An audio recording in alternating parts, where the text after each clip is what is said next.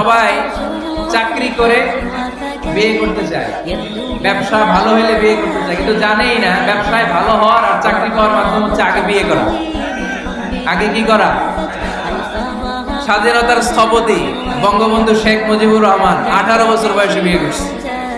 কত বছর বয়সে? এক বর্ণনায় দেখলাম 14, আর এক বর্ণনায় দেখলাম 18। কাজী নজরুল ইসলাম অল্প বয়সে বিয়ে করছে। মহাত্মা গান্ধী অল্প বছর বয়সে বিয়ে করছে। শেক্সপিয়ার ছোট থাকতে বিয়ে করে ফেলছে।